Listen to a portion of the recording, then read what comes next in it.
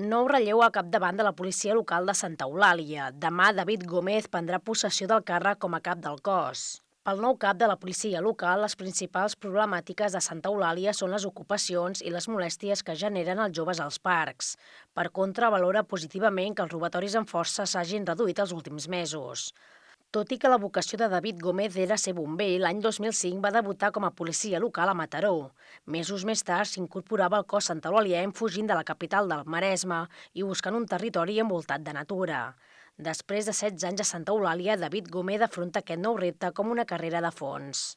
Al començament estava nerviós, neguitós, però ara una mica a lo que surti i anar tapant forats i sense agobiar-me, perquè clar, això hi ha molt per fer i moltes coses, i és el dia a dia, és una carrera de fons, a poc a poc. Fa pràcticament un any, Francesc Torrillo va deixar el càrrec per jubilació després de 40 anys de servei a Santa Eulàlia i a la Vall del Tenes. En aquell moment, la plaça la va ocupar provisionalment el caporal Miquel Soto, a l'espera de resoldre's el concurs públic que va convocar l'Ajuntament i que ara ha guanyat David Gómez.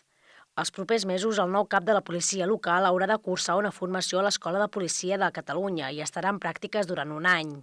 Gómez creu que s'hauria de reestructurar la direcció del cos amb un sergent, 2 caporals i un cap a cada torn.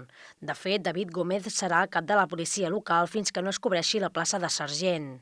Una plaça que només pot ocupar un caporal amb 2 anys d'antiguitat o algú extern al cos. Pel que fa a les infraestructures, Gómez veu prioritari una reforma en profunditat de l'actual central de policia i una pavimentació de l'aparcament de vehicles. També considera que s'hauria d'adquirir material per millorar la tasca diària del cos. No tenim mitjans de tema de colímetre, no tenim.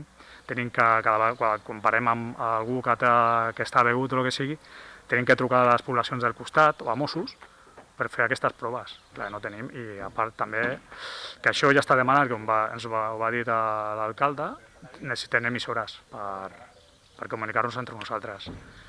Durant unes setmanes, Gómez compaginarà el seu càrrec al capdavant de la policia amb el de delegat sindical dels funcionaris de l'Ajuntament. La seva intenció és renunciar-hi un cop quedi resolta la negociació per a la relació dels llocs de treball.